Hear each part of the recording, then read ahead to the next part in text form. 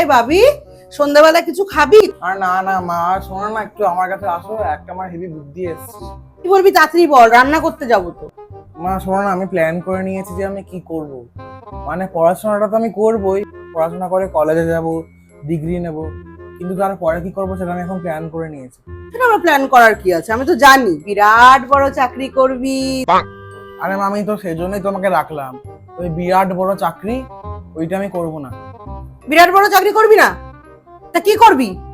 গরু পুষবি? গরুদের দেখাশোনা করবি? মা এরকম করে বলছো কেন? আমাকে তো চাকরি করতে হবে এরকম কোথায় লেখা আছে? ও, তুই বিজনেস করবি? না মা, বিজনেস করবো কোথায় বললাম? বল তো কি বলবি? আমি ভেবে নিয়েছি যে আমি টিচিং করব। হ্যাঁ, টিচিং করবি? এই তো বললি বড় ডিগ্রি নিবি, এত এত পড়াশোনা করবি, তোর যা স্বপ্ন তুই সব ফুলফিল করবি, এত পড়াশোনা করে টিচার হবি? মা এটাই তো তুমি ভুল বলে ফেললে। টিচিংটা হলো সব থেকে টাফেস্ট প্রফেশন। আমি তখনই পড়াতে পারবো যখন আমার কাছে কনসেপ্টটা ক্লিয়ার হবে, আর আমি অনেকটা বেশি জানবো। টিচার হয়ে কিচ্ছু হবে না, পয়সা পাবি টিচিং করে। বড় বড় চাকরি করতি, তোর আন্ডারে 10 জন খাটতো, কত সম্মান। আর টিচারের মতো সম্মান আর কোনো প্রফেশনে নেই। এই যে ধরো আমাদের যারা অনলাইনে পড়াচ্ছে, তারা কিন্তু খুব ভালো ভালো বড় বড় ডিগ্রি নিয়েছে, আর তারা কিন্তু চাইলেই তুমি যে সো কল্ড বড় বড় চাকরি বলছো, ওরা কিন্তু ওই চাকরিগুলো করতেই পারতো। তাতে কিন্তু ওদের অনেক বেশি ইনকাম হতো। তোমার টিচিং কিন্তু একটা অন্য জিনিস। আমার তো মনে হয় না যে যারা সত্যিকার টিচার তারা কখনো টাকার জন্য চিন্তা করে পড়ায়। এই টাকার জন্য চিন্তা করতেই হবে রে? পড়িয়ে কি লাভ? পড়িয়ে কোনো লাভ হবে না। বেশি টাকা না থাকলে দোকান বাজার যে মল যেখানেই যাবি কিছু কিনতে পারবি না। আর জানো তো আমার টিচিং একটা ভালোবাসার জিনিস।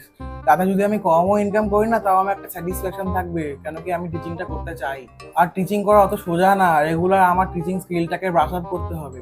দেখো না, কিছু কিছু টিচাররা আমাদের ফেভারিট হয়ে যায়, কিছু কিছু টিচারদের পড়ানোর স্টাইলটা আমরা পছন্দ করি, কেন কি ওরা নিজেদের আপডেটেড রাখে। টিচিং প্রফেশনটা সব থেকে টাফ। সবাই টিচার হতেও পারে না, সবাই টিচার হতে চায়ও না। হ্যাঁ, টিচার হতে চায় না, চাইবে কি করে? পয়সা আছে নাকি? মা সে পয়সা তো আসবে, কিন্তু একটু কম আসবে। মা ধরো মা, তুমি আমার বয়সী 100 জন স্টুডেন্টকে নিয়ে একটা সার্ভে করছো, আর ওদের জিজ্ঞেস করছো যে ওরা কি হতে চায়, তাহলে কিন্তু মা আমার সন্দেহ আছে যে 100 জনের মধ্যে একজন বলবে কিনা যে আমি টিচার হতে চাই। বলবে না তো, বলবে না। ওদের মেন্টালিটি তো আমার মতো।